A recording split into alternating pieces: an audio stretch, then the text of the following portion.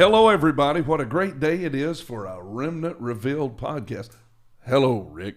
How are you? I'm great. Hey, we got a friend with us. We do. We had a great friend with us, yeah. And it's going to be a great podcast. It's already a great day. We're above ground and breathing. That's right. And we're doing good. Always a good start. Yeah, it's a great start. Don't forget to subscribe, hit the bell, let us know, send a comment, let us know. And I trust as you watch this podcast today, it's going to be absolutely excellent. And Guy, thank you so much for being with us today. Like for you to introduce yourself to everybody. Sure. No, my name's Guy Relford, and my main job, as my wife says, I have too many jobs, but primarily I'm an attorney, and I practice exclusively in the area of constitutional rights, including our Second Amendment rights. Okay. And so a lot of times shorthand, just people call me a gun lawyer, which I think is probably pretty accurate. But I'm also a firearms instructor. I've been certified for almost 30 years, I guess. So I've been teaching all different levels of proficiency with firearms for a long time, and I have a radio show on WIBC in Indianapolis called The Gun Guy Show. Where we talk about second, and we talk about everything from training and responsible gun ownership all the way through political and legal issues, and it's a call-in show, so people change the direction of the show in mid-course all the time, which is fun. That's actually one of my favorite parts of the show. And then lastly, here 2 years ago or so, I started a nonprofit organization called the 2A Project, and it's a gun rights organization. It's on my shirt and my hat. But it's a Second Amendment rights organization. Okay. A lot of people across the country are a little concerned about the direction of NRA or the health of NRA, and I didn't want us to lose any ground locally in Indiana or in Washington. And so we started the 2A Project. We're a 501c4, so we are political in nature. We can endorse candidates. We can make political contributions, and it's all about fighting for both the protection, the preservation, and really the furtherance of our Second Amendment rights. That's awesome. Now, how did you get into law? Was that like through your family? Did you have other? Was your dad a lawyer? Was your grandfather a lawyer?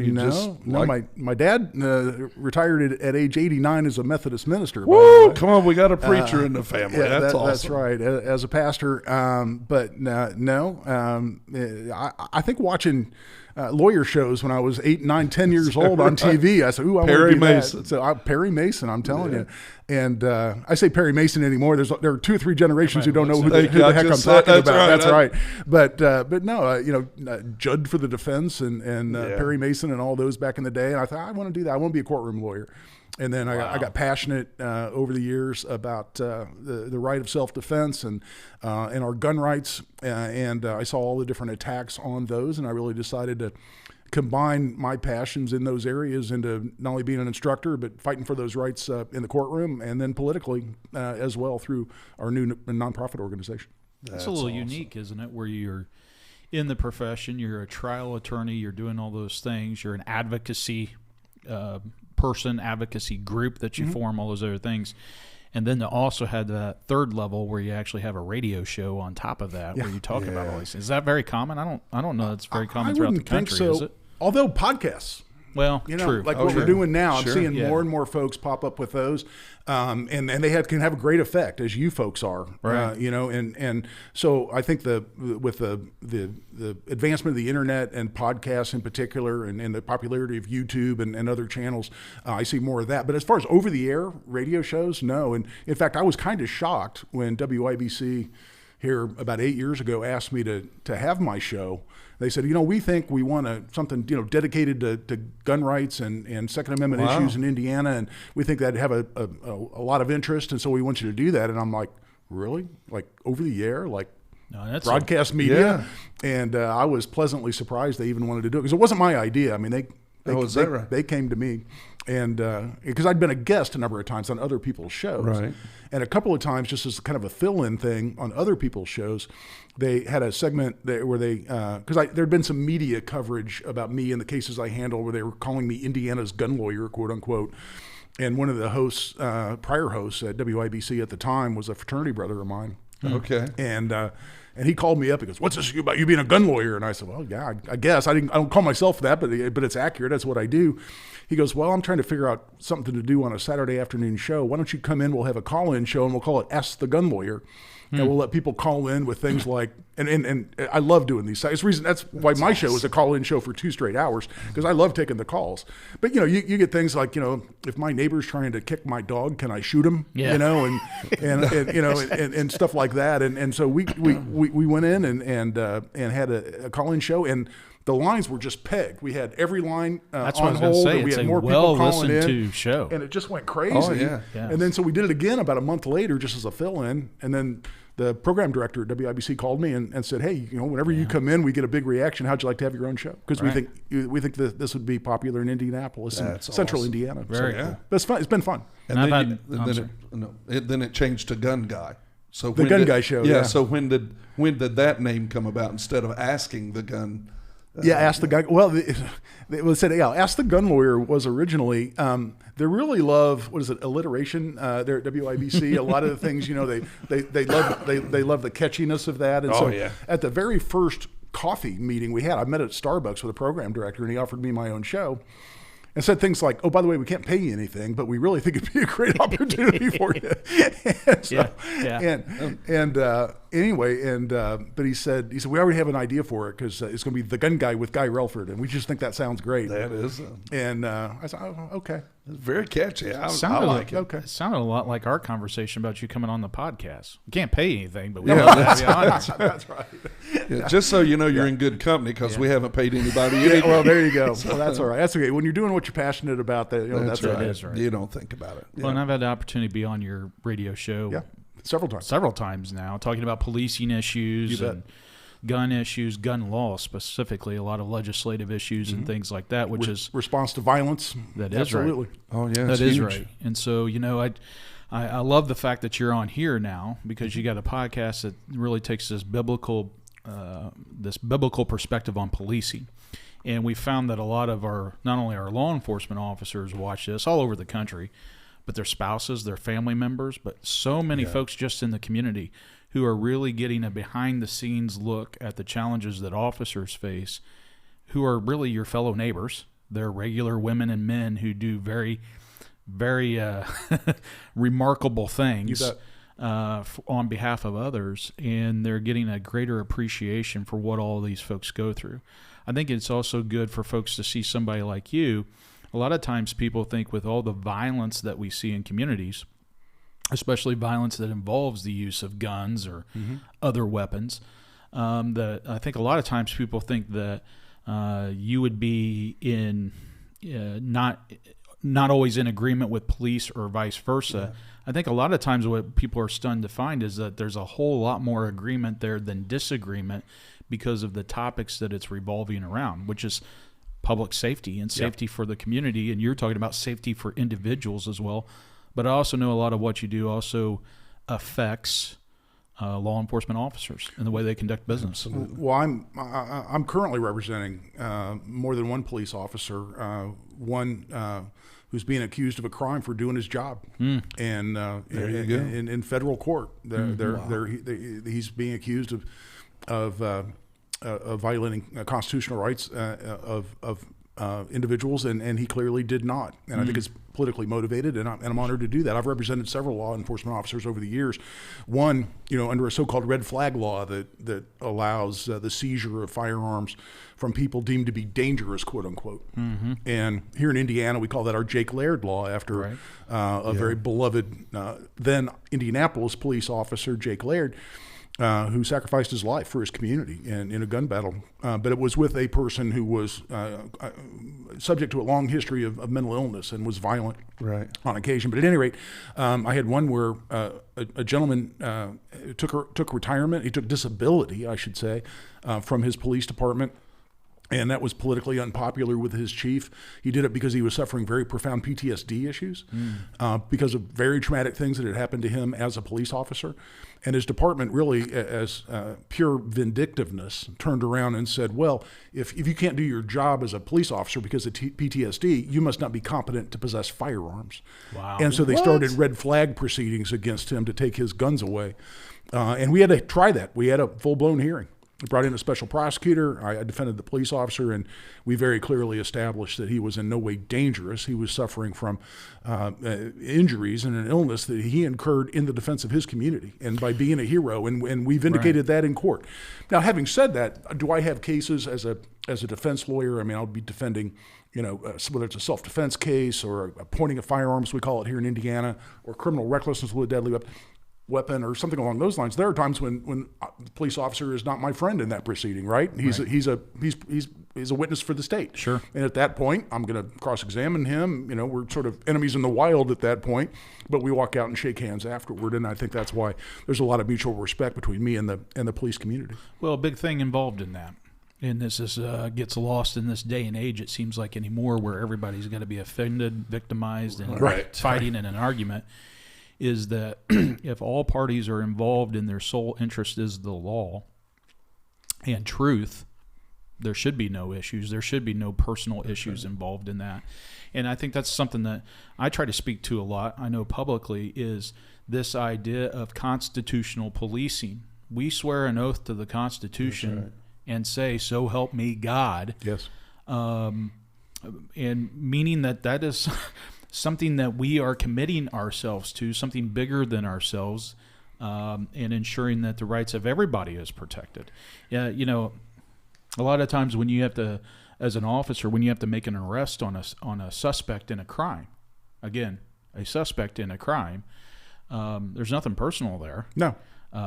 We have cause that is probable that you have committed a crime, and we are required to take you into custody and start that process. Well, that's exactly right. And I'll tell you something as part of the legal process that you folks are going to be well aware of, but a lot of people don't necessarily understand, and that is that a police officer may make a decision to make an arrest, obviously, in a given circumstance, right? Or to take someone into custody.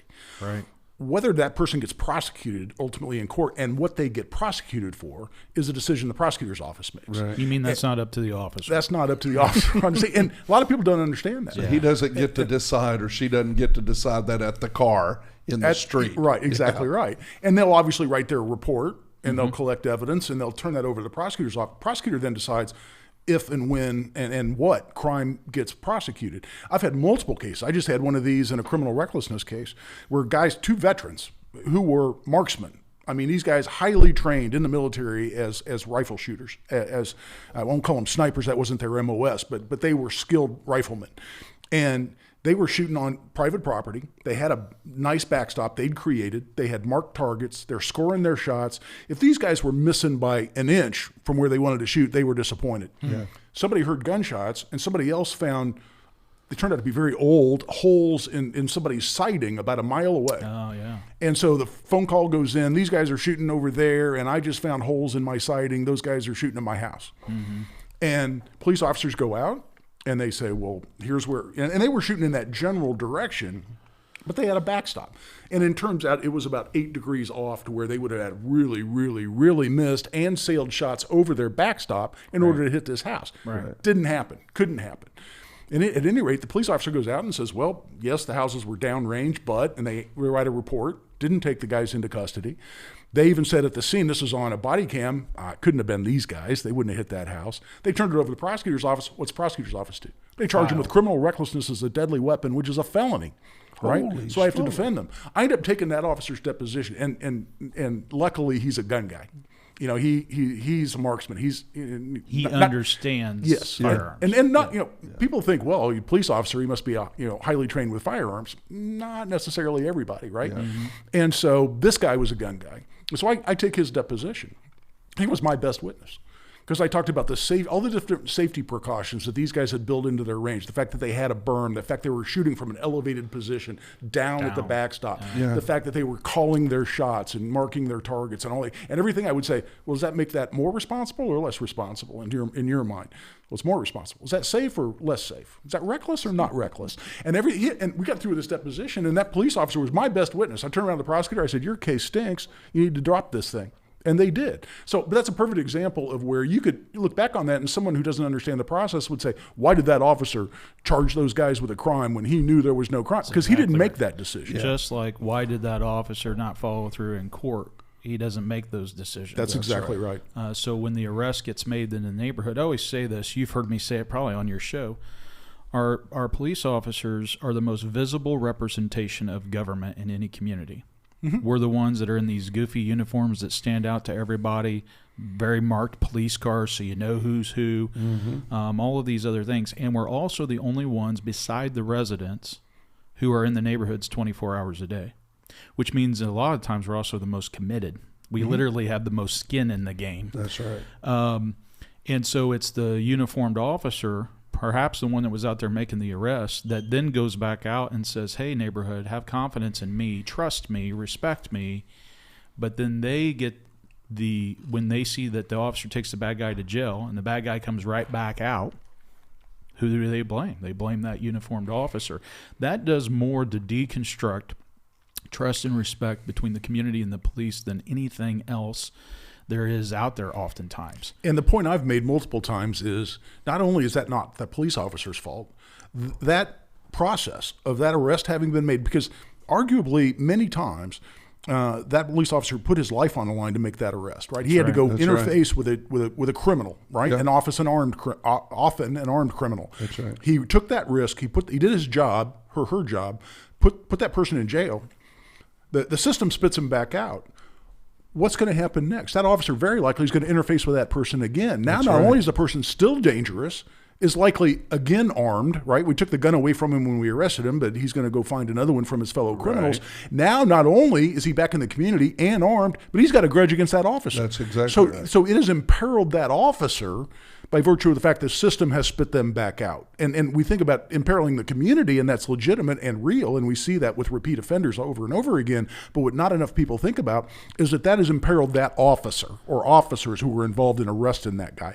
He sees that same bad guy, sees the cop coming the next time. Yeah.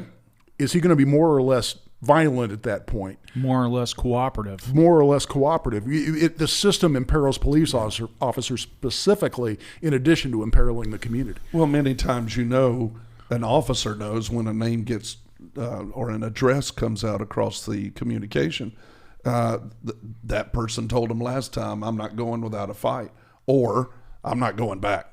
Yeah.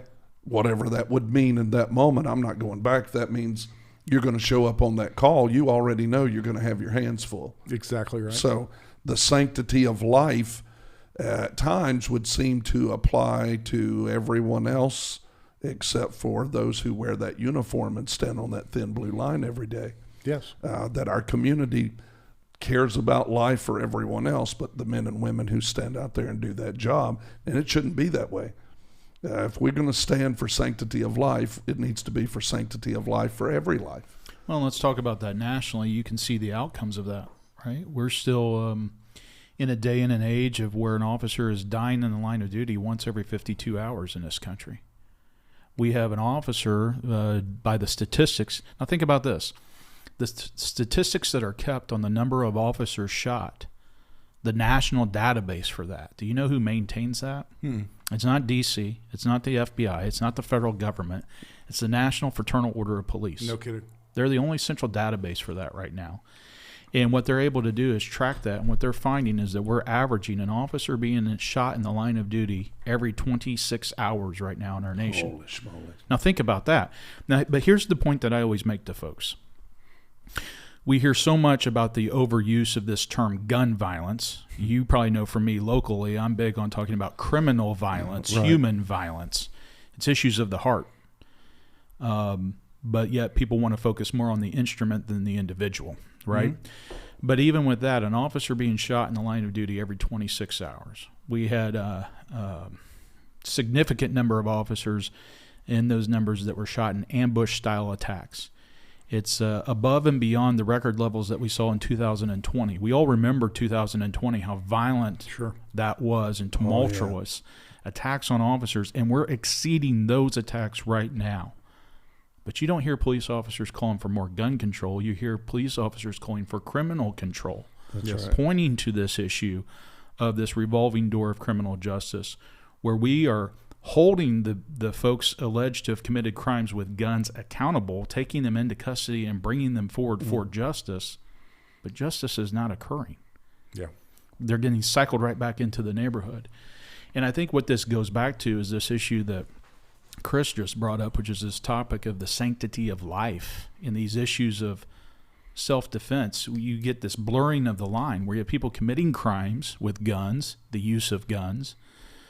At the same time, people utilizing such instruments to defend themselves and to defend their lives. Can you talk some about that? How do we walk that line as a society in your mind?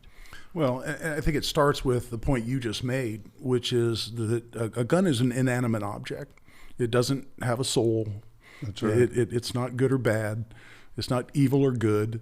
It's just a tool, right? And I mean, it goes all the way back. I mean, Cain killed Abel with a rock, right? We don't talk about rock violence because we're talking only about instrumentalities. And so, can the same instrumentality, can a knife be used to kill someone? Of course. Can a scalpel be used by a skilled surgeon to save lives? Millions of times a year. And so we don't focus on instrumentality and try to give it a soul and try to give it moral worth or lack thereof. And that's where people who simply don't like the fact that our Second Amendment rights are preserved and protected by our Constitution, they use this gun violence argument as a political ploy. That's right. To achieve a political agenda. And they even try to disclaim the idea that the so-called good guy with a gun ever even happens. It ever even occurred. They say it's a myth. It doesn't happen. That guns are essentially only used for crime and violence. And, doing what I do for a living, both as an instructor, as a Second Amendment lawyer, even as a radio host, because I have people calling me all the time. And as the president of the 2A Project, I have people contact me all the time. I hear these stories directly all the time. And where guns are used to protect life, and in fact, studies, again, even Obama's CDC, not to politicize things too much, but in terms of credibility, even the Centers for Disease Control under Barack Obama came out and said guns are used between 2.5 and 3 million times a year to prevent a crime. A year. Yes, and this is compiling a lot of other data, and then they backed off that a little bit and said, well, it's between 500,000 and 3 million times a year. Okay, 500,000 times to prevent a crime, and so do we look at that and do we try to say, well, wow, that means that gun has a soul, that it has some moral? Of course not. It just meant that it was an instrumentality that could be used to protect life or to prevent crime, right. and that's why it's so hard to struggle through the gun rights fight. Because we have so many people trying to just label the instrumentality as something inherently evil, and obviously that's not what occurred. I can set my gun here on this table all day, and we can all stare at it and look at it, and it's not going to jump up and go murder somebody. And why is that? So let me give you a verse for that. Let me give you a verse, a good verse out of the Bible. This is Bible. This is actually red letters, Jesus talking, right? Right. So we worship Jesus. And Jesus says in Luke 11:21, now he's making reference to demonic activity and some other things, but he makes a very strong point. And here's what he says. When a strong man, fully armed, guards his own mansion, his property is safe. Now, it didn't talk about what he's armed with. Right, sure. He talked about the human being a strong man. That's right. He emphasizes the man, not the instrument. He talks about different times for them to go get a sword. Sure. But if you do not have a sword, sell your cloak and buy one. Thank you very much. But his inference here is that it's a strong man. It's the individual. It's the human that gives life to the instrument, not the instrument gives life to the human. Exactly right. And let's say I don't have the capacity to defend myself, and I'm being attacked. And someone is intent on killing me or committing some other horrible violent crime against me. And I'm hoping for help. I've called the police. I've called 911. What am I hoping in that moment? For my life to be preserved.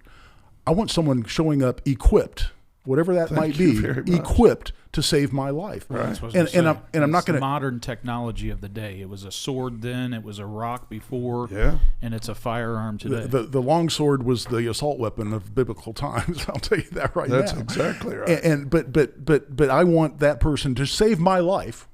Which I believe is morally justified in that moment because I'm being attacked by a violent criminal, right? I'm an innocent victim at that point. I want that person showing up properly equipped. Properly equipped in most times is going to mean if a bad guy's got a gun, we want somebody showing up with a gun. And I don't know how you look at the gun as being the distinguishing factor when here I'm hoping and praying that someone shows up with a gun to save my life. Right, right. And, I did the math real quick on that stat that you gave. Even on the low end, if it's 500,000, 500,000 times a year that a firearm's used to preserve life, to protect life, that's nearly 1,400 times a day in this country. Right. And see, you don't see very many reports about it. Well, you don't, and there's a reason why. And here's why there's even such a broad range. 500,000 to 3 million. You're like, my God, why is there such a range? It's because it's the point you just made, Rick. It's because they don't often get reported. I just heard this story in the last couple of days. A guy and his wife were walking downtown. It was 11 or 12 at night.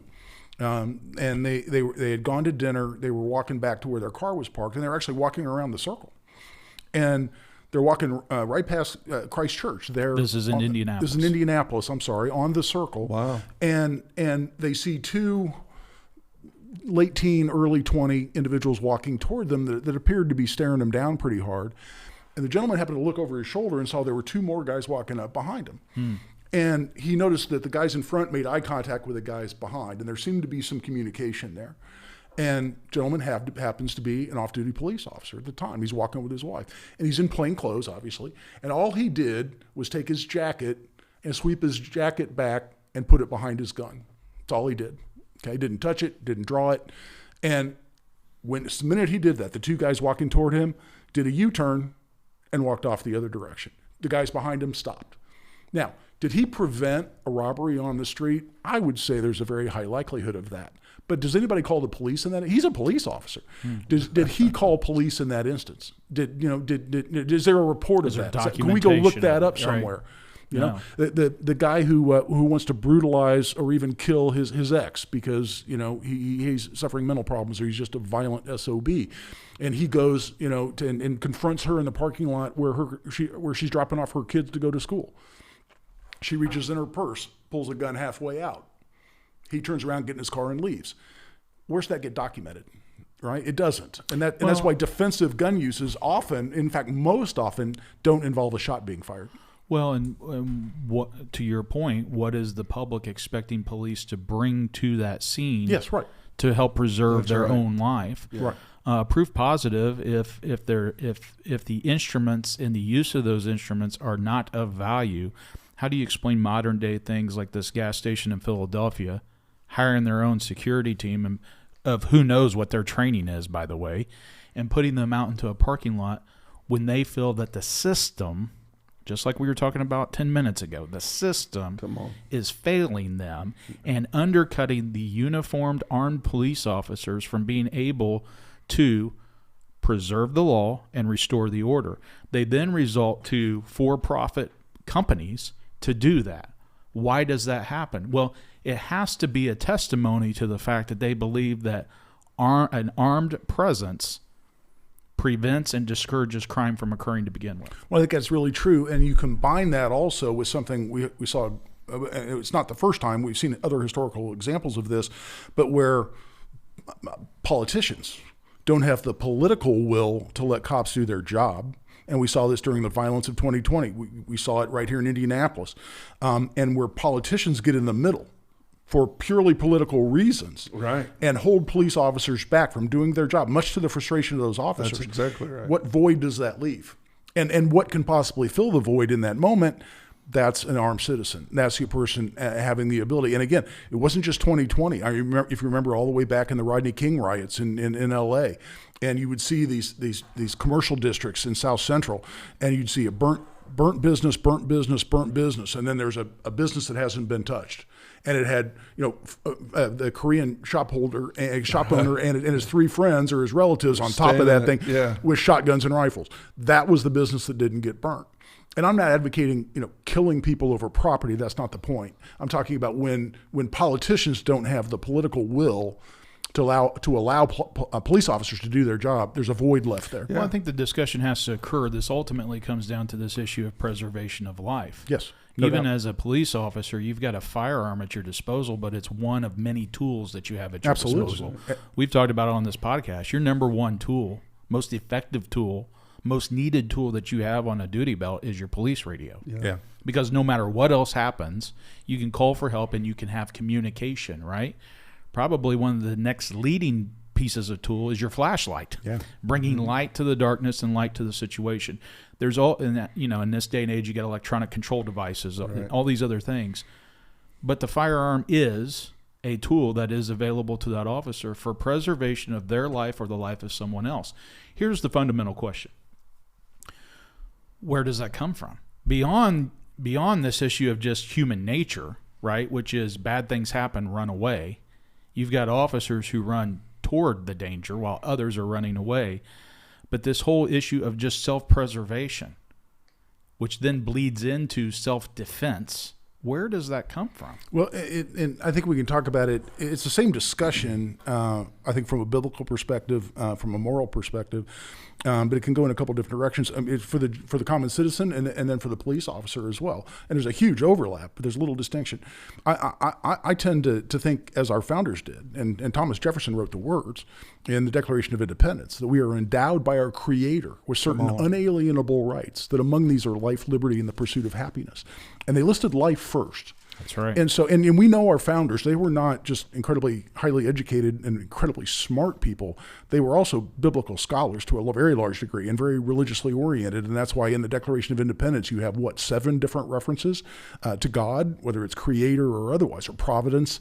And so we know, in looking at this from a moral, political, and religious perspective, our founders said we have an unalienable right to life. Well, and you have people that try to muddy that and say, well, they weren't Christian, they were deists. The point being is they were utilizing this book, biblical principles, is what they built the foundations of the country upon. That's exactly right. And so if I have an unalienable right, and I think that's unalienable as to other men, other humans, right? That if I have an unalienable right, is that consistent with the idea that I have to passively stand by and watch someone murder me or murder my family, right? Then it suddenly is not a right, and it certainly is not unalienable if I don't have the ability to protect it. Mm-hmm. But when it comes to the role of police officers, it's something I've thought about a lot.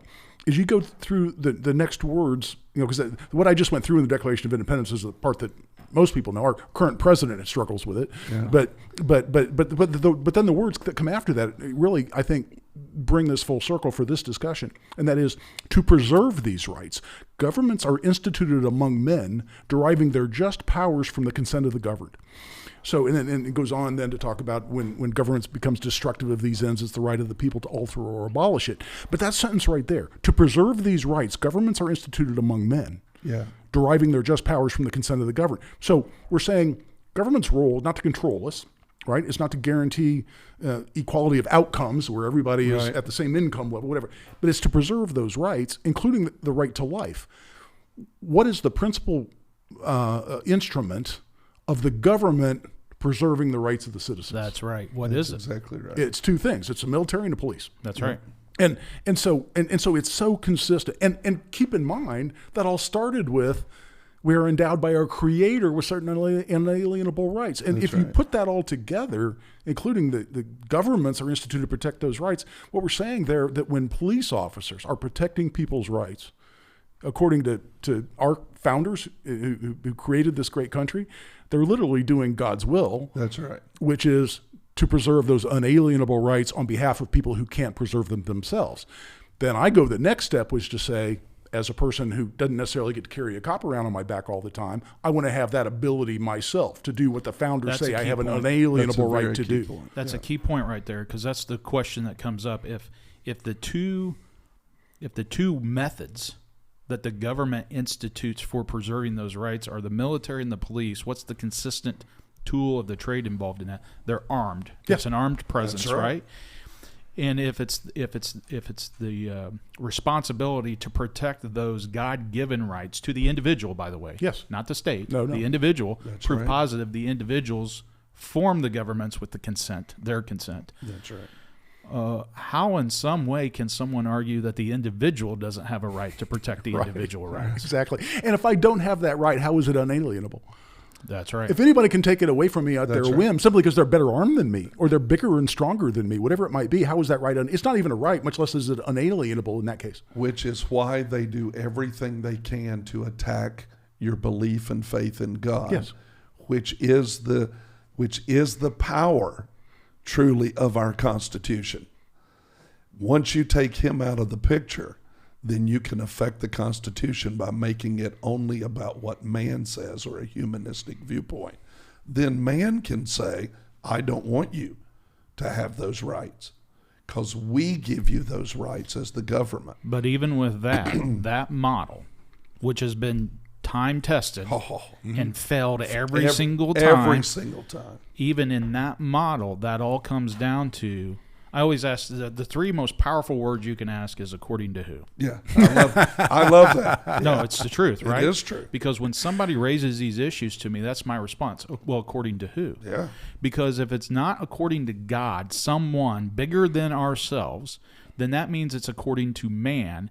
And then the question becomes, according to which man? Yeah. How do you decide which man? Well, then it comes back to innate human nature, which is whoever has the biggest stick. Exactly right. Who has the power? Yeah. And what system gives what members of their community the right. power? And at that point, they're That's only scary. getting and maintaining the power by use of arms, weaponry. Exactly. Yeah.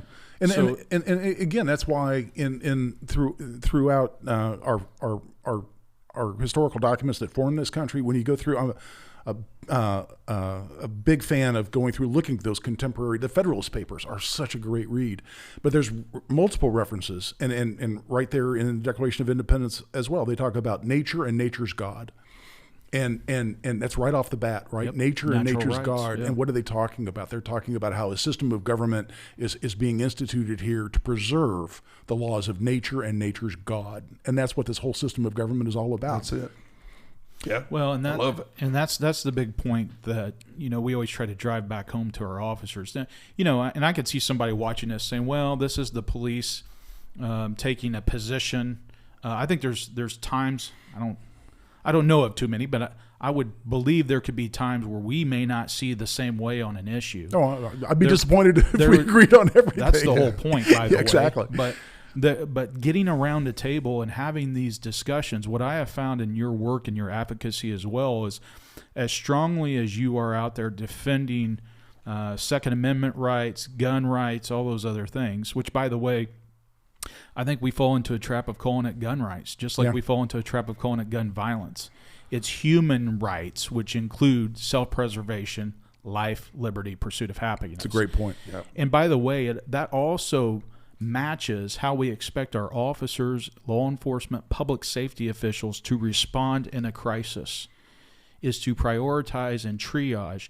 The incident command structure is based on the exact same thing. What's the number one priority when we arrive on a critical incident, chaos, disaster, an attack? Life safety. Life safety is before property and all these other things. Mm-hmm. And then after we ensure life safety, you're then balancing that with liberty, constitutional rights, freedoms, all those other things. So I think there's a lot of continuity there, but you have also been steadfast in also finding balance to these things. You brought up the red flag law. Red flag laws are pretty controversial in 2A discussions that I see around the country.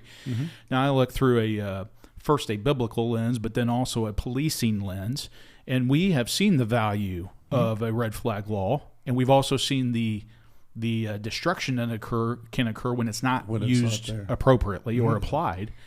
But you have worked to find balance with red flag laws. You've worked to find balance with constitutional carry issues. One of the greatest challenges we find is even if you have constitutional carry or permitless carry laws, it all rises and falls on real-time information to officers out in the field. Yeah. And what we find is that a lot of times that gets shortchanged in policing. That even if you go to a permitless carry, people have always tried to pit the police on this issue. What we have always said is it doesn't matter who you put the burden on, it all rises and falls on information.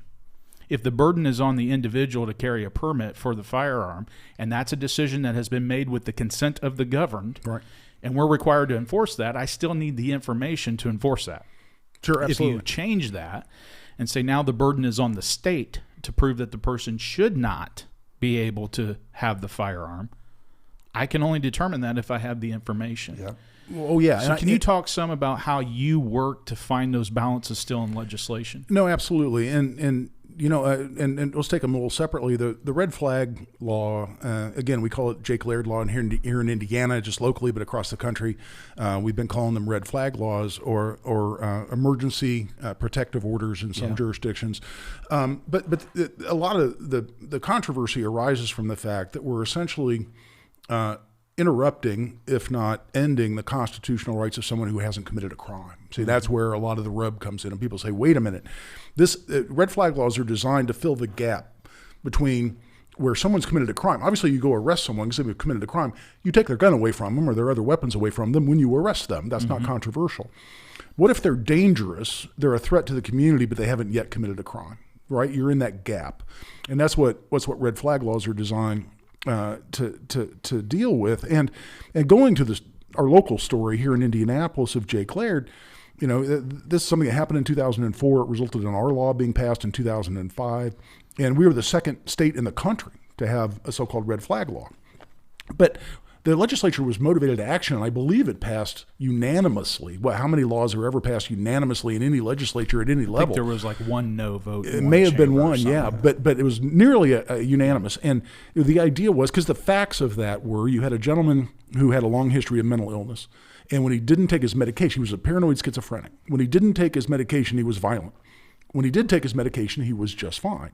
He hadn't committed a sufficient crime, a violent crime, to have his guns confiscated or even be arrested. So he would get his guns taken from him. He would go down to the police station and say, I want my guns back. And he hadn't committed a crime, and officers looked at each other and said, we don't have a legal argument for why we don't have to give him his guns back. So they're giving him his guns back. Going back to the law.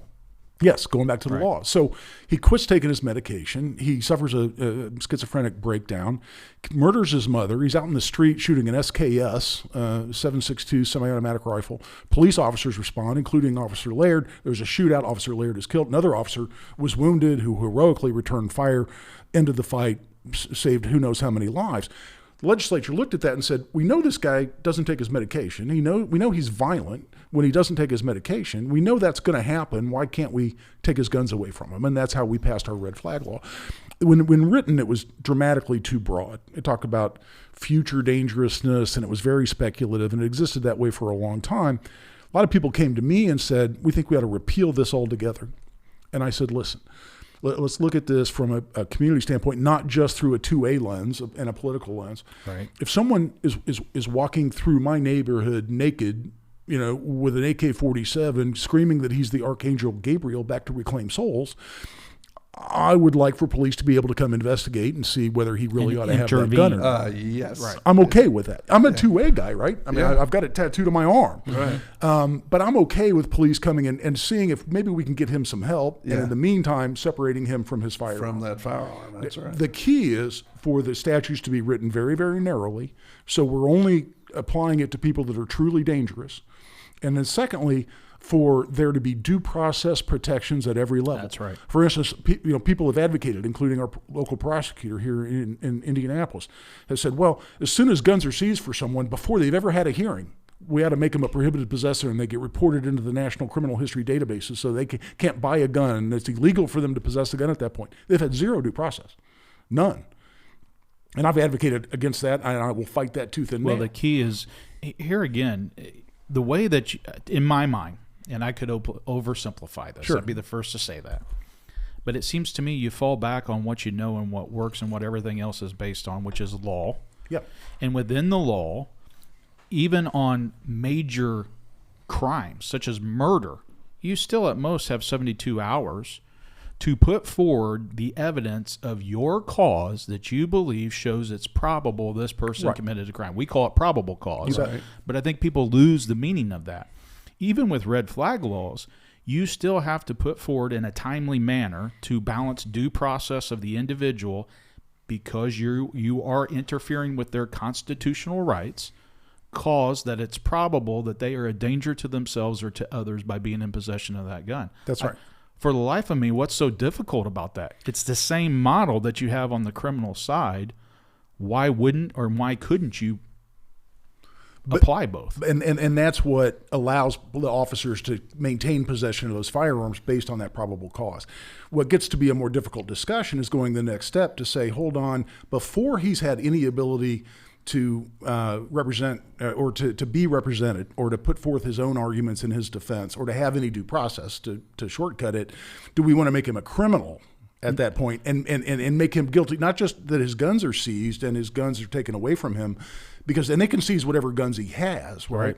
But do we want to actually make him a criminal and then put him in jail when he's had not yet had the ability to defend himself? That's why you have to have timely due process. That's why you have to have, and that's exactly my point, Rick. But what you see with these other advocates is they want to extend the time frame that the state has.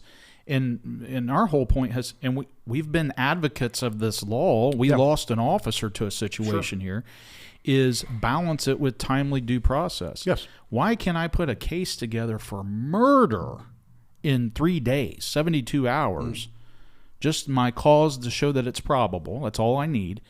But I can't do that for a threat to themselves or someone else. I need more than, I think right now our state law is 14 days.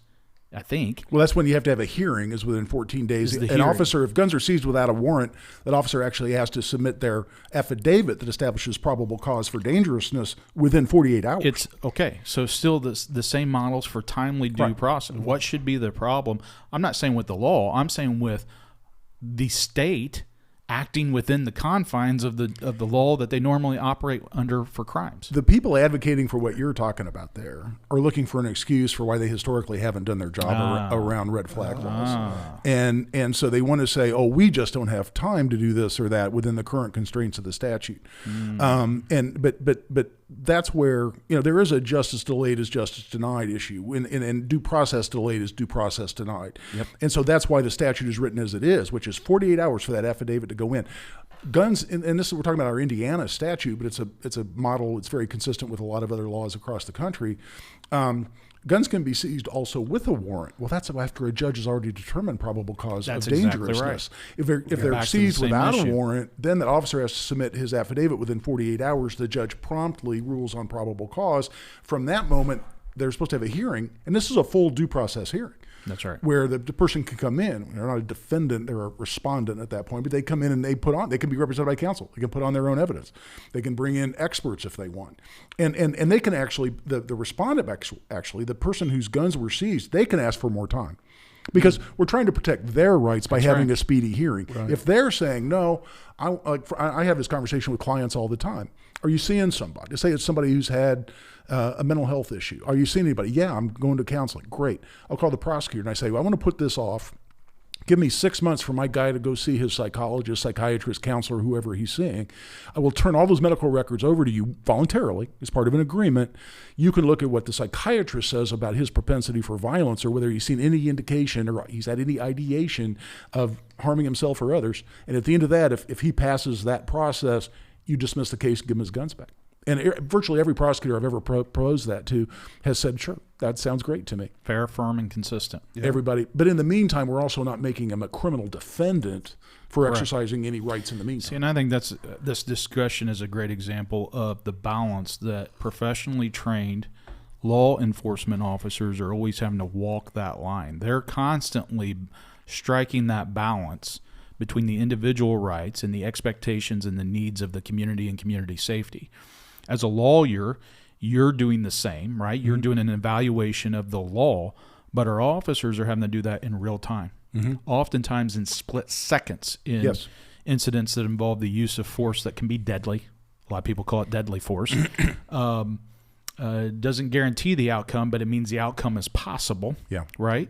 I think people lose sight of that. And so our officers are constantly cycling through that. So who more than anyone respects the balance between an individual rights, due process, and the needs of the community, of the state? Well, exactly. And I'll give you real life examples too of why it's an additional struggle for officers, which is police officers may receive intentionally misleading information in the context of all of this. In other words, with red flag laws, I've seen now over a dozen times, they are vindictively applied and used against someone for some revenge factor out of jail, whatever it might be. I've had soon-to-be ex-spouses because their husband is a instructor or even a police officer. I've had that happen, or is an avid hunter or a competitive shooter, or just owns guns because they enjoy owning guns. I've had those soon-to-be ex-spouses call police purely out of vindictiveness and say, he just threatened to kill himself, or he just threatened to kill me. You need to come take all his guns. And in that situation, what do you expect police officers to do? Are they supposed to decide who's lying and who's not? And that's why we even put more of a burden on that officer in that situation, because not only are they dealing with incomplete information, they could be dealing with intentionally misleading information. Right. And that makes it more of a struggle. Well, and I appreciate the fact that you also take steps to work to find that balance within legislation and trying to find solutions that actually work and save lives. So I applaud you for that. I appreciate that. I want to change gears just a little bit, and this is a little deeper dive. We talk about this biblical perspective, and I think all these issues invariably, hear me, in law enforcement, we wrestle with life and death issues every day. And it can be, some people can think it's really cool, fun, the advocacy component, the arguments, the debates, all these other things. None of that matters when you're in the middle of a life and death crisis. That's Nobody is thinking about those things. But invariably, all of those things lead back to this issue of sanctity of life. And I think what's so concerning is we are in a day and an age where we keep seeing that being deconstructed and attacked constantly through all myriad of angles of devaluing life in our, not just our nation, but in society, in the world as a whole. Can you just speak to that some? Like, what's some of your perspective? It's one thing to see the 2A guy, the gun guy, right, all these other things, but Guy Relford. Yeah. What are some of your views on some of those things? How do you step through that as an advocate? Again, you can advocate for the Constitution. Great. That's a good thing to do. Sure.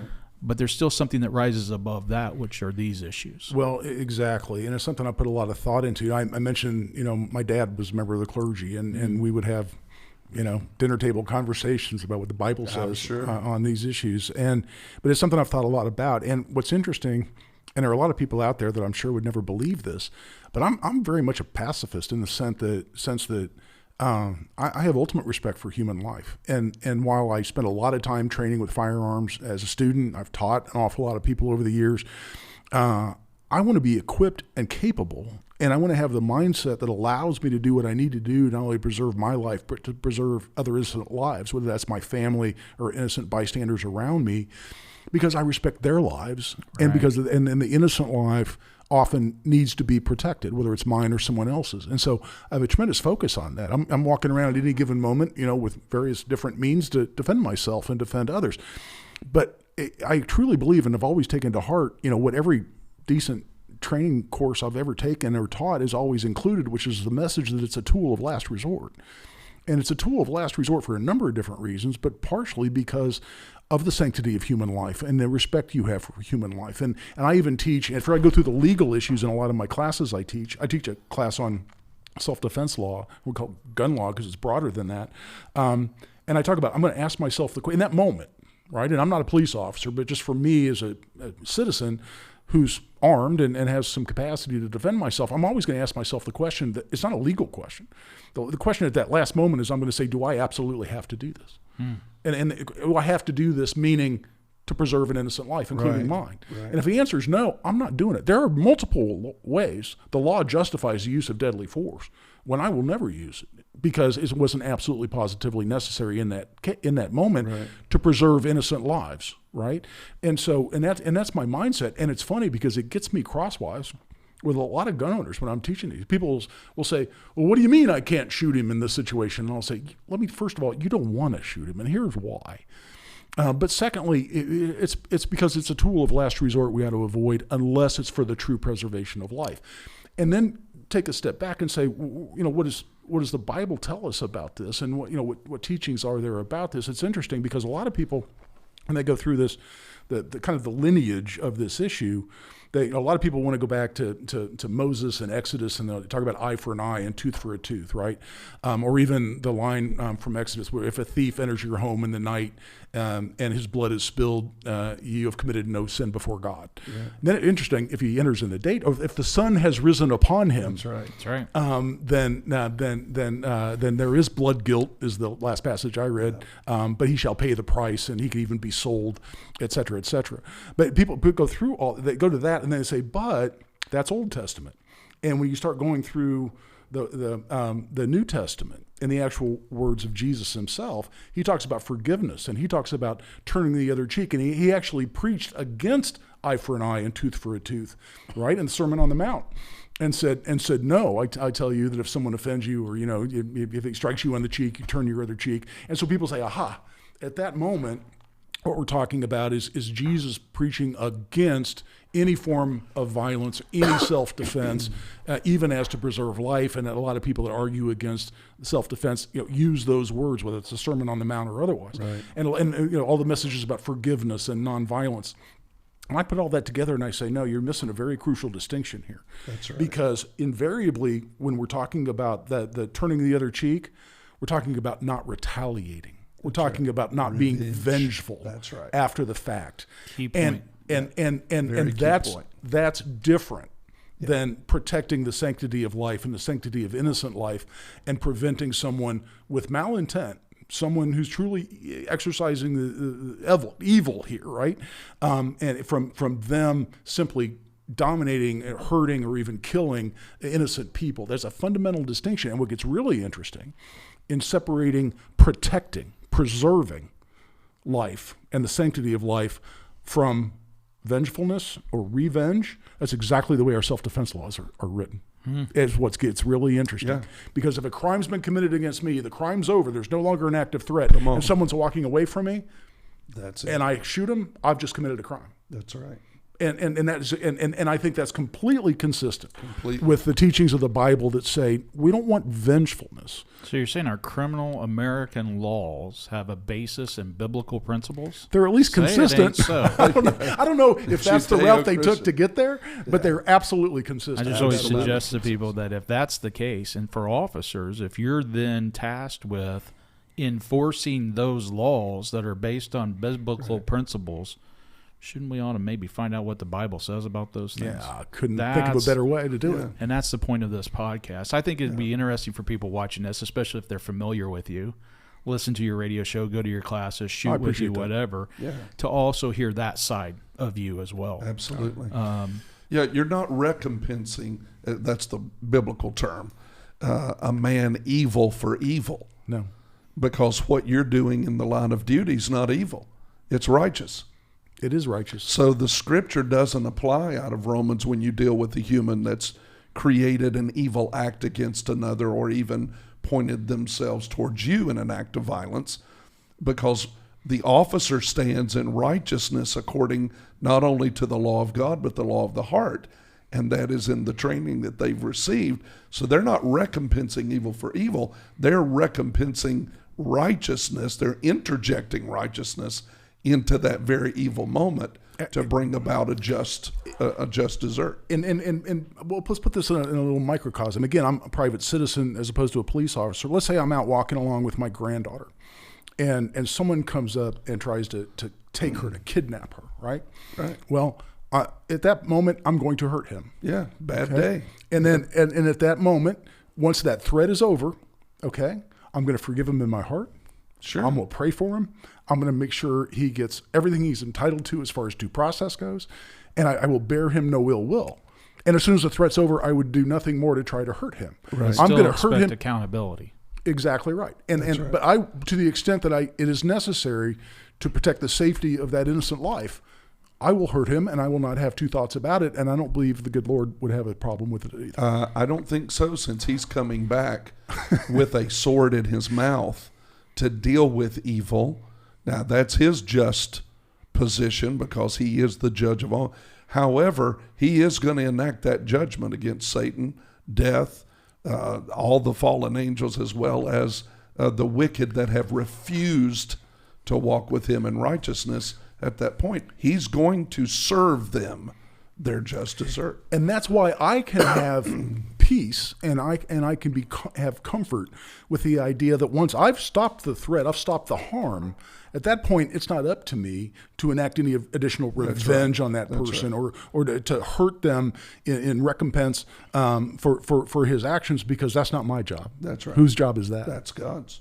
And that leads to the, a lot of times when I talk, you'll usually hear me talk about, a lot of people will talk about law and order. I try to always talk about preserving the law. Yeah. Because it forces somebody to think, what law, where does law come from? How do we get law, right? And restoring the order. To restore the order, it means that somebody had to be out of order. And when somebody attacks, commits a criminal act, intentionally has culpability, right? Knowingly, intentionally, recklessly committing that act, that crime, they are out of order. And so your example that you give, to bring order, restore order back, is absolutely righteous. And on top of that, it also forces this question: whose order? Whose order? Nature, and nature's God. It's right back to the wording of our founders, and from their biblical perspective. And I still say Christian perspective, whether anybody agrees with me. I say Christian. But it's also, and people will say, wait a minute, Guy, you're only focused on your unalienable rights, your right to life. Well, that person that you would harm, or even end their life, right? In the circumstance to preserve other innocent life. What about their unalienable rights? You're putting your unalienable rights above theirs. And I have an easy answer to that, which is any right I have. This is true legally. It's true from a constitutional perspective, and I believe it's true from a biblical perspective as well. Any right I have, I can relinquish. I can give it up of my own volition. And to my mind, when I cross that line and I become an instrument of the devil, or I become an instrument of evil, or an instrument of destructiveness or death, that's right. What have I done?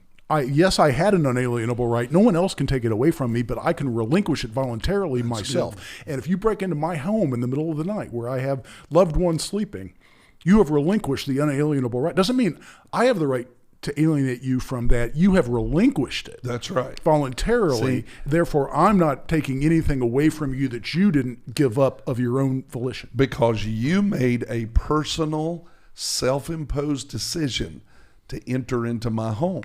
So you yielded that. You had the right to stay out of my house. Yes. And you had the power to stay out of my house.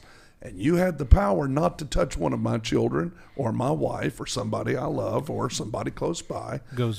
It goes back to this issue of culpability. And yes, absolutely. Here again, tie it back to existing criminal law, the basis in that, and why you have to have culpability for a crime to have occurred is you knowingly, intentionally, recklessly did what? Gave up your right. Yes. To impact or take the right of somebody else. Exactly right. And that's where it's out of order. And there are officers listening or watching this podcast today that have had to do in line of duty what they had to do to preserve life. And we want to tell you that, and I know many of them bear or carry almost a guilt inside of their heart, like they had to do that. It's a horrible thing and God's never going to forgive them. Or let me tell you something. God, you were used as an instrument of God, of righteousness. You're not evil. These men and women are not evil. They are instruments of righteousness according to Romans 13. They are being used by God to preserve and protect what we've been given by God and the rights we've been given. And so I want to tell you today, you don't need to bear that guilt. It's not yours to bear. It was the wicked act of another that chose to put you in the position to be used as an instrument of God. Paul, the apostle, was very clear about that issue. And he said, hey, you pray for governments and you pray for these men and women because the sword is not needed for the righteous. They seek to do what's right. It's not carried in vain. And it's not carried in vain. That's right. Exactly. I've now represented, as an attorney, I've represented 6 people who have taken a human life, and every single one of them absolutely justified, absolutely legal, absolutely moral. And again, doing what you do, Rick, doing what you do, you're dealing with police officers who have been through that same scenario. Yeah. But just as an attorney, I've worked with them, and every single one of them I've remained in contact with. Every one of them I consider myself friends with. And we've had that exact discussion. So look at it and they'll say, my goodness, it's right there in the 10 Commandments. What was the second? Thou shalt not kill. Right. And I just one of the commandments. And how do I deal with it? Every single one of these people use deadly force only because someone had killed or was in the process of killing another person. And I said, listen, Lord looks at this, and the Lord says that commandment, thou shalt not kill, applied to that person as well. That person who you prevented from taking innocent lives, they broke God's law. What you did was you put an end to his ability to do that anymore. Or you prevented him from doing it in the first place. I said, you were an instrument of God at that point. You were an instrument of righteousness and justice. And I said, I guarantee you, because you were not acting in a vengeful manner. You weren't acting in an evil manner. You were not acting in a self-interested manner, just the opposite. Yes. You were defending innocent lives. I said, that's the distinction.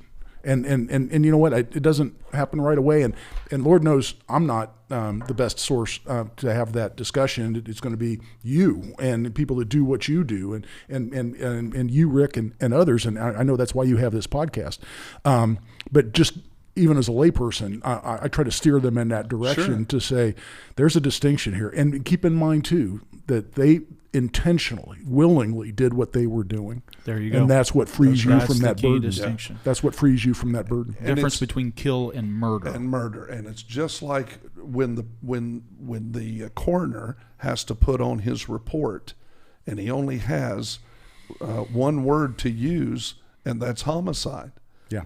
But homicide doesn't necessarily mean the person that had to do that action was seeking to murder that person. No, that's right. Homicide the Hebrew is not word. a crime. That's right. It's not a crime. Murder is. Murder is. Oh, I have fun with that. I'm sorry, I interrupted your point. No, you mentioned the second commandment, thou shalt not kill. That word actually in Hebrew is thou shalt not murder. Now God, that's right. So I knew I came here for a reason. There you go. Mm-hmm. So because God enacted his people to deal with those that were wicked at times with wiping out human lives. So God's not struggling with any kind of mental issue in heaven going, well, I need to send these guys to deal with these people as the military and kill them. But I made this statement in Exodus chapter 20, thou shalt not kill. Right. Now that word is murder. Not justifiable goes back homicide. To culpability. That's right. Huge. Think about that. Oh no, I do all the time. I always make the it's point. so powerful. It really is. And just kind of an aside, but I actually have fun with the homicide murder distinction on the internet. Sometimes people will post a video like of a convenience store shooting or something, Right. and the question is whether it's justified or not. And, excuse me. A lot of times they appear pretty much to be justified. I'll go on there and I'll go, looks like a homicide to me. And then I just step back and watch everybody call me an idiot because not understanding the difference between murder and homicide. But I'm so glad you made that point about the second commandment. And I'm putting you on the spot. Do you happen to know what that Hebrew word is? I don't. I'm going to look it up. I can get it. But that's such an important. But I'm sorry. I shouldn't have done you're that fine. for you. But I would so much. I am so much going to use that. I mean, that is going to be part of my doctrine because that is such an important, and it's so consistent with everything else we're saying. But the beauty in that and the peace in that is that it gives you an objective standard. Now think about what's going on in society today. That's the goal, is to supplant objectivity with subjectivity. Mm-hmm. That's why you have people say, well, no, that's my truth. That's your truth. No, there's the truth. Yes. When we remove the truth out of the equation, we go back to according to who, and it's the one with the biggest stick. Or we say there's objective truth. And by the way, he said murder. He talked about culpability. He talked about the law being in place for a fallen world. It's all of what we do. Yes. And I always say, go back to basics. And so when we say, just go back to what we know. We know of things like due process, what the law stands for, what the truth is. You got to know what it is to know how to defend it or accuse it, a violation of it. And so I just really think it's of such great value. And I would encourage your peers in the 2A community, whatever that is. But other people who talk about these issues, keep driving back to the source of all of this. Yeah, according to whom? According to whom, because that's the biggest thing. Another biblical discussion I've had, and my dad and I had a fun conversation around this. But the other thing I get used against the argument or for the preservation of life and the ability to use force and self-defense. People will go back to when Christ was being led to the cross, right? And Peter picked up a sword and cut off the high priest's servant's ear, right? And Jesus essentially said, "What are you doing? Put down your sword," and rebuked him for cutting off an ear with a sword. Yeah. And people say, there you go. If you can't defend Christ as he's being killed, then what makes you think the Bible supports the ability to defend anyone else? And I always come back and I say, hold on. Did you see what followed that? Because at even point he said, why would Christ said, why would I not drink from the cup my Father has provided me? That's right. And when he's rebuking Peter, That's right? And what he was saying was, it's always been my destiny to be murdered on the cross. Don't stop me from Don't interrupt this. Don't mess with the plan, bro. Right. I mean, that's what he's saying. He'd been Pete. preaching for years that his destiny was to be crucified, to ascend to heaven, and to return, in order to save all our souls. He'd been saying that was the plan for years. He's in the middle of of that coming to It's fruition. going down. And he turns back and he said, "Why would I not drink from the cup my Father has provided me?" That's right. He's saying, this is the plan. It's okay. You're missing the point. You're missing the point. Yeah. So that's Exodus chapter 20, verse 13. Thou shalt not kill. Yes. And the word is rasah. Rasah. Rasah. Rasah. And that is murder. That is in murder. Hebrew. That's right. I love that so Yeah. much. That is Murder, such an important to point. slaughter. Yes. To act with evil to intent. act with evil intent. That is so important. Yeah. Knowingly, intentionally, And what percentage of the population understands that in the context of this discussion? Well, so here's my key point. That's why everybody tries to keep everybody from knowing what's in this book. That's a really good point. And why we keep saying, hey, it's one thing to tell an officer who's struggling with the after effects of having to use force that could have and ended up resulting in death, right? Yeah. First thing I always tell officers is, you didn't set out to murder somebody. You were taking actions and using force to stop them. That force that you had to use to counter that force could result in their death. Unfortunately, it did. Yes. You didn't that wasn't your goal. That wasn't what you were trying to do. You were trying to stop. You didn't wake up that morning and think, I'm going to kill someone. And ultimately, you were trying to restore order to Exactly. that immediate threat, right? And so is what we keep finding is we're doing a good job in law enforcement now of talking about physical health and wellness and taking care of yourself. And number one issue outside of cause of death for officers outside of felonious attacks are heart attacks, right? Wow. Health issues, stress, You bet. compounding, all these things. We're doing a good job. We're leading the way in Indianapolis, by the way. You might find this interesting, on mental health and wellness issues, mental emotional issues. The model for around the country has really been formed and modeled off of what's been done in Indianapolis. No we don't kidding. talk about it enough, and we should. But here's the realization that I came to, Rick individually came to. I appreciate you helping me with physical health knowledge. I appreciate you educating me on mental, emotional issues and challenges. But as I stepped through all of those things, I came to the realization that there was still something missing. Mm-hmm. And it was the third part of that, Yeah. by the way, is the heart of the matter, Yeah. which is a spiritual wellness issue. And what I found is we don't talk about it in law enforcement. We don't talk about it in the military. The person who hates war the most is the warrior. People forget that. Warriors don't go out looking for war and wanting it. If they do, you better set them to the side, set them down. The one who hates war the most is the warrior. Why? Because they have the most at risk in that equation. They understand the effects of war better than anyone else. Not the politician back in D.C., but the soldier on the front line in some other godforsaken country, trying to again put others before themselves. Same thing applies to the law enforcement officer. Nobody despises the use of force that can result in death more than a law enforcement officer. Yeah. They bear the consequences of that. And we see the struggles of officers that many have after they have to utilize such force. But a lot of times, sometimes you have officers that don't have struggles. And when you talk to them, what you find is they were already rooted They have a spiritual base in a already. firm right. foundation about what they do. So what we've come to the realization of, Guy, is that's why we do this podcast. Yeah. We're, as I think we've shared with you before, we're not getting something out of this. We're not selling something. We're not making money off of this. It's not a product that we're trying to market. It is an answer for all these folks, ordinary women and men who do extraordinary things, the rank and file law enforcement officers out there and their families, to give them some answers of why they do what they do. Because most officers can't explain it to you. When they're put in that situation, then they're stuck. They don't have an answer. That's right. They knew it was the right thing to do, but they can't explain it. And they can't explain it to themselves, let alone anybody else. Yeah, and applying that even back to my experience as a lawyer, where I've represented people who have taken lives, it's exactly the same way. The ones that go into it with not only with faith, but with an understanding of Scripture, and then can focus on that, are the ones that have come out of it the same way. What's really interesting to me, and I'm sure this happens to police officers as well, is a lot of times, the folks that I've represented, they're heroes, just like we have a lot of heroes who are police officers.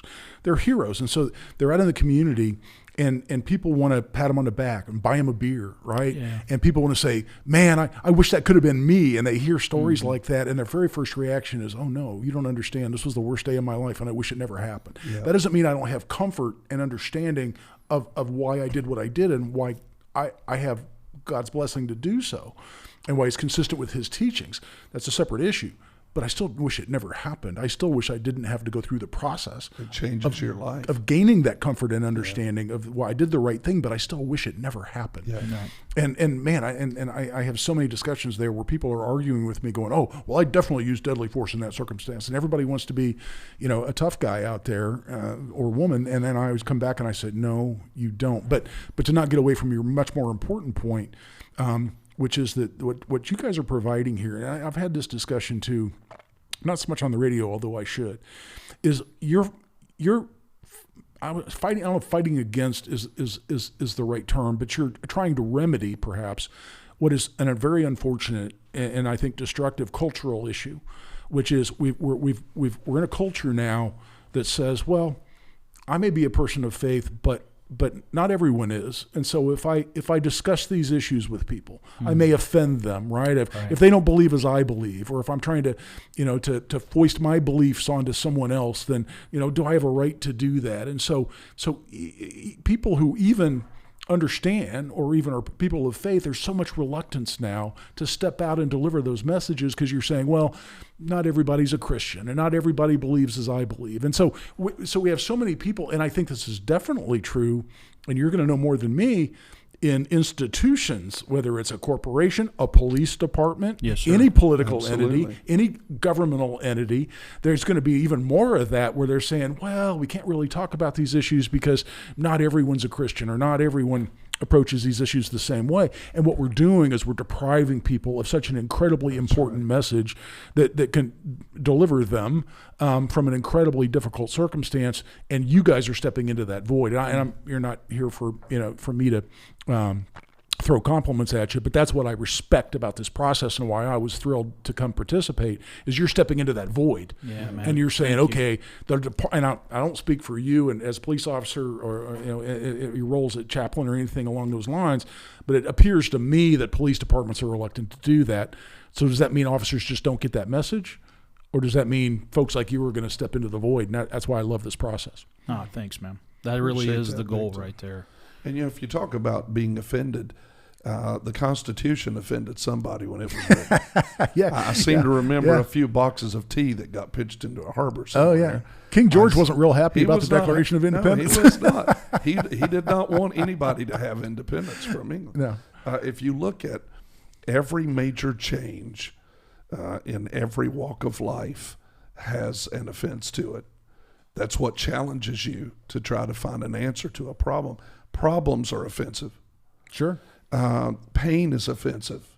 Don't you take ibuprofen? I mean, I know that may be oversimplified, but the truth is, until pain becomes so offensive to you, you don't really seek for an answer for it or to get it fixed. Mm-hmm. And so when we have people who are in hurt and pain in their lives simply because of the job they're doing, our heart was to find an ibuprofen to that issue, and you can't get any better than grabbing a bottle of the Bible and taking some verses for that pain. No doubt. You say? No doubt. That's why we do it, and that's why we say it's a great secret in a lot of ways to folks. And it's this remnant that we're trying to get revealed here to our folks. I want to thank you for your time. It's been a I want to pleasure. thank you also for your Big courage to come on here and talk about issues of faith and spirituality and how that goes with everything else that you firmly believe and stand for in life. So I applaud you for doing that, being unashamed about the need for faith and encouraging folks to do that. People need to hear those messages. And I hope that's what we're doing right here. Sing loudly in a joyful voice. Appreciate what you're doing. And I want to say thank you to your father. What's your dad's name?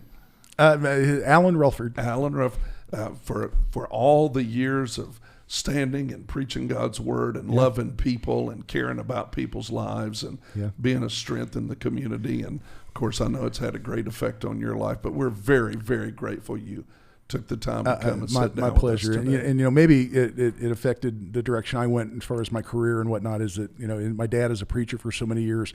He carried a gun every day behind the pulpit, and he taught in an old, small, traditional church where lines of pews. I love it. And there was one way into the sanctuary, and that was from the back door.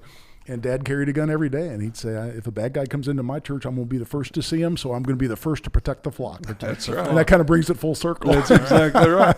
Yeah, you never know. So, That's right. yeah. Well, thank you so much. As I always say, this is good stuff, man. It is, and, yes. I think a lot of people will get a lot from this discussion. Hope to have you back here sometime You bet. as well. And thanks for all that you're doing for our communities. Very and much appreciated. I'm honored to be here. You let me know when you want me to come back. I'll be here. All right. All right. We'll take him up on that, won't we? Hey, thank you for watching today. We pray over you and believe God's very best for your life. We declare Psalm 91 over you, that as you go out, put your duty belt on, leave your family, close that door, that you know that there's an angelic host that's watching over you and over your car and over your beat. And we just pray that God gives you wisdom, discernment, and helps you to watch out and know what to do with the bad guy. Stuff them and cuff them in the name of Jesus. That's what we say. We bless you. We love you. Nothing you can do about it. We'll see you soon. Hey, thanks for joining us today. Rick and I trust that you heard something that will help your life. And if you believe that it would help others, please make sure and share. Like and subscribe and hit that bell so that you can be notified when the next podcast is available. God bless you, and we'll see you soon.